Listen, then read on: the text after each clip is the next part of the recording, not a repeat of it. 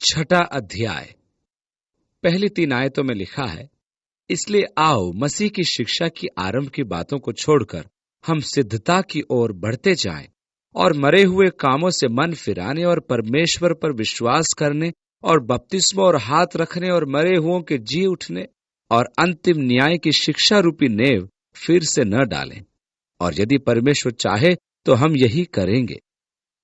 अपने सेवाकाल में मैं सुसमाचार प्रचारक बनना चाहता था, अतः मेरा प्रत्येक उपदेश सुसमाचार का होता था। अनेक वर्षों की निराशा के पश्चात मुझे समझ में आया कि सुसमाचार प्रचार मन परिवर्तन के लिए किया जाता है और वे जिन्होंने मन परिवर्तन कर लिया है उन्हें शिक्षा की आवश्यकता होती है। जब तक मैं प्रचारक बना रहा, मेरी कलीसिया में परिपक्वता नहीं आई। मैंने उनके आत्मिक विकास को बाधित कर रखा था। वे उद्धार के सिद्धांत के अतिरिक्त कुछ नहीं जानते थे। वे केवल इतना ही जानते थे कि उनका नया जन्म होना है, उन्हें पापों से पश्चाताप करना है और बपतिस्मा लेना है। इसके अलावा उन्होंने मुझसे कुछ भी नहीं सुना था। जब मैं प्रचारक से शिक्षक बना और आरंभिक विश्वास की नींव पर परमेश्वर के वचन का ज्ञान का निर्माण आरंभ किया, तो कलीसिया में आत्मिक परिपक्वता आने लगी।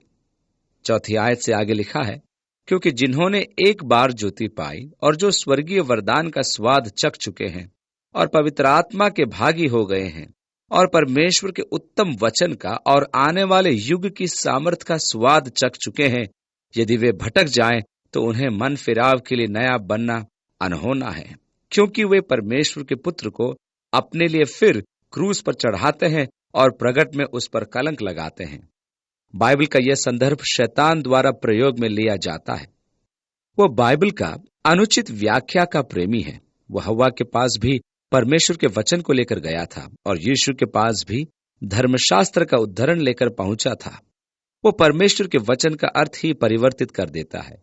यीशु ने धर्मशास्त्र के प्रत्येक भाग में बराबर संतुलन बनाया हुआ था। धर्मशास्त्र के एक भाग की दूसरे से ही तुलना करना चाहिए। हम ऐसी क्या बात जानते हैं जो धर्मशास्त्र सिखाता है? यीशु ने पतरस से कहा, मुर्गे के बांग देने से पहले तो 3 बार मुझसे मुकर जाएगा। और पतरस ने तुरंत कहा, यदि मुझे तेरे साथ मरना भी हो तो अभी मैं तुझसे कभी न मुकरूंगा।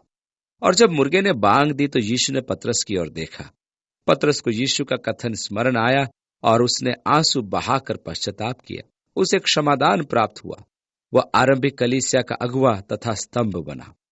मेरी विफलता का अर्थ यह नहीं कि परमेश्वर मुझे त्याग देगा और मुझे उद्धार से वंचित कर देगा, परंतु शैतान एक मसीही को जिससे कोई चूक हो जाती है उसे पथ भ्रष्ट करने का प्रयास करता है।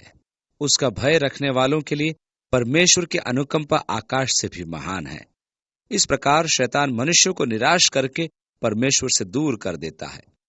मैं बाइबल के ज्ञाताओं के उस मत से सहमत नहीं हूं जिसके अनुसार ये पद उन यहूदी विश्वासियों को लिखे गए हैं जो मसीह में विश्वास लाकर यहूदी धर्म में पुनः क्रूस पर प्रवेश करने लगे थे, जिनके लिए परमेश्वर के पुत्र को पुनः क्रूस पर चढ़ना होगा। एक बार ज्योति पाना या स्वर्गीय वरदान का स्वाद चखना, पवित्र आत्मा के भागी होना, परमेश्वर के उत्तम वचन का और आने वाले युग की सामर्थ का स्वाद चखना जैसे शब्दों से मुझे ऐसा प्रतीत होता है कि उन्हें अच्छी खुराक दी गई थी। यीशु ने बीज बोने वाले दृष्टांत सुनाया था, जिसमें कुछ बीज चट्टानों में गिरे जो शीघ्र ही उग गए, परंतु सूर्य की गर्मी के कारण सूख गए।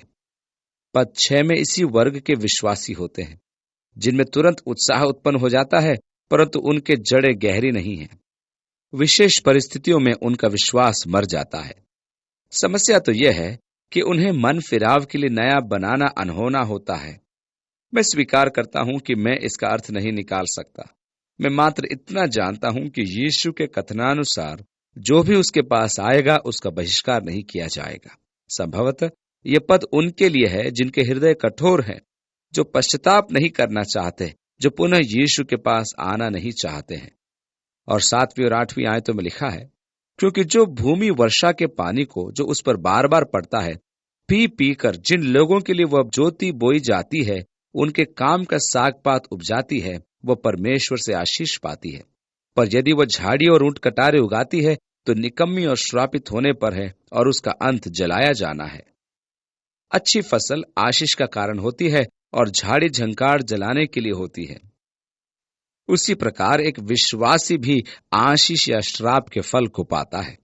9वीं आयत में, पर हे प्रियो, यद्यपि हम ये बातें कहते हैं तो अभी तुम्हारे विषय में हम इससे अच्छा और उद्धार वाली बातों का भरोसा करते हैं। लेखक पाठकों पर व्यक्तिगत टिप्पणी नहीं कर रहा है, वरन आम बातें कह रहा है।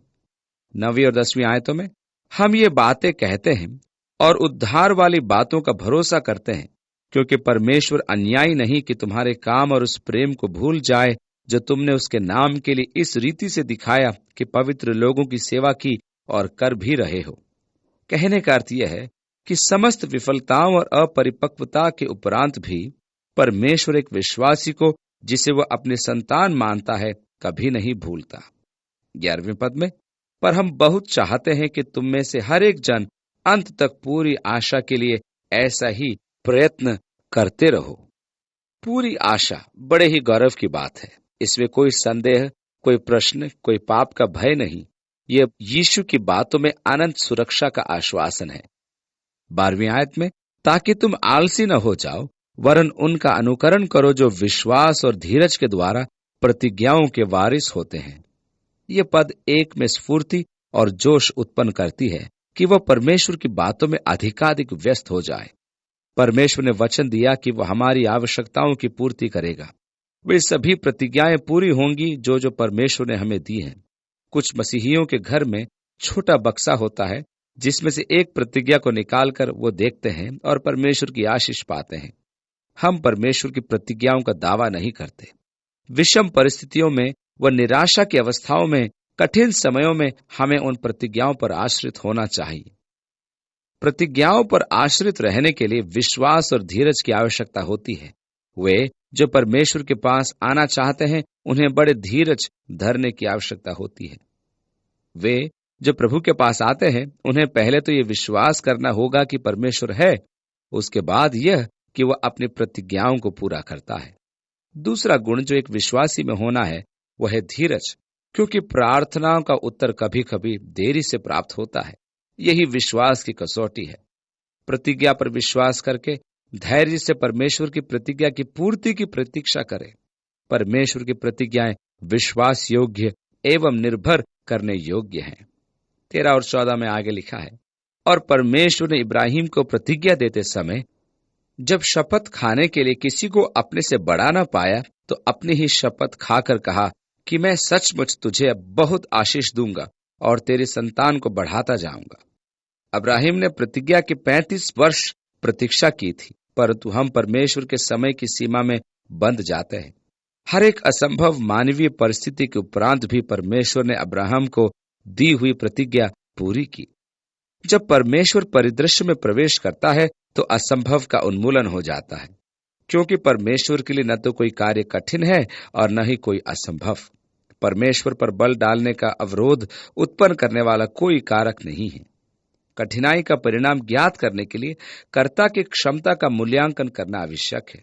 यदि हमें अकस्मात कलीसिया के निर्माण का भार सौंप दिया जाए तो हम तुरंत कहते हैं कि यह कठिन कार्य है, या शायद हम कहेंगे कि हमारे लिए यह संभव है। परंतु यीशु ने कहा, इस चट्टान पर मैं अपनी कलीसिया बनाऊंगा, और उसने कर दिखाया। यदि परमेश्वर हमारे पक्ष में है तो हमें कठिन शब्द भूल जाना चाहिए, क्योंकि कठिन शब्द हमारी क्षमता के अनुपात में है। हमें अपनी नहीं परंतु परमेश्वर की क्षमता पर भरोसा करना चाहिए। 16वीं आयत में लिखा है, मनुष्य तो अपने से किसी बड़े की शपथ खाया करते हैं, और उनके लिए हर एक विवाद का फैसला शपथ से पक्का होता है। यीशु मसीह के युग में शपथ खाना एक विधि थी, जिसमें किसी बड़े की शपथ खानी होती थी कि शर्तों का यथावत निर्वाह किया जाए। कुछ शपथ बाध्यता की होती थी तथा कुछ बाध्य नहीं करती थी। यीशु ने स्पष्ट निर्देश दिया कि शपथ न खाई जाए, वरन हाँ का हाँ और ना का ना हो, अर्थात मनुष्य अपने शब्दों का पक्का हो। 17वीं आयत, इसलिए जब परमेश्वर ने प्रतिज्ञा के वारिसों पर और भी साफ रीति से प्रकट करना चाहा कि उसकी मनसा बदल नहीं सकती, तो शपथ को बीच में लाया।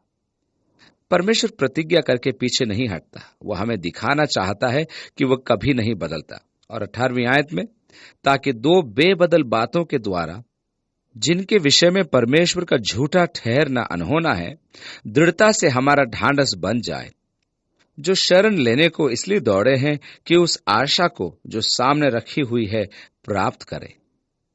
दो अपरिवर्तनीय तथ्य। परमेश्वर का वचन कभी नहीं बदलता, वह स्वर्ग में स्थापित एवं स्थिर है। आकाश और पृथ्वी टल जाएंगी, परंतु मेरी बातें कभी न टलेंगी, प्रभु यीशु ने बोला। दूसरा, वचन के परिवर्तन न होने का है। शपथ वचन को पुष्ट करने के लिए होती है। परमेश्वर से बड़ा कोई नहीं, अतः परमेश्वर अपनी शपथ खाता है। हम जानते हैं कि परमेश्वर झूठ नहीं बोलता, अतः परमेश्वर का कहा पूरा होता है। हमारी शरण परमेश्वर का वचन है। जब भी परेशानी आए तो वचन की शरण में आ जाना चाहिए। और 19वीं आयत में वो आशा हमारे प्राण के लिए ऐसा लंगर है जो स्थिर और दृढ़ है। वह महिमा से पूर्ण भजन हमारे पास एक ऐसा लंगर है जो हमारे प्राण को तूफान के मध्य दृढ़ एवं सुनिश्चित रखता है। उस अटल चट्टान पर पड़ा लंगर मेरे उद्धारकर्ता के प्रेम में सुदृढ़ एवं गहरा है। मेरा प्राण परमेश्वर की प्रतिज्ञाओं पर लंगर डाले है। मैं तूफानों में न तो यहां वहां फेंका जाता हूं और न ही नष्ट होता हूं, और पर्दे के भीतर तक पहुंचता है। उसी आयत में आगे लिखा है, मैं अनुग्रह के सिंहासन के समक्ष निर्भय होकर आता हूं, क्योंकि मेरे महान महायाजक ने स्वर्ग में प्रवेश करके मेरे लिए मार्ग तैयार कर दिया है। उसके रहते मैं निर्भय होकर पिता के समक्ष आ सकता हूं। और 20वीं आयत में, जहां यीशु मलकीसिदक की रीति पर सदाकाल का महायाजक बनकर हमारे लिए अगुआ की रीति पर प्रवेश हुआ। हमारा प्रभु यीशु स्वर्ग में परमेश्वर के दाहिने बैठा है और हमारे लिए निवेदन करता है। विश्वासी के लिए मसीह में कैसी महान आशा है और क्या ही महिमामय उद्धार हम लोगों ने प्राप्त किया है।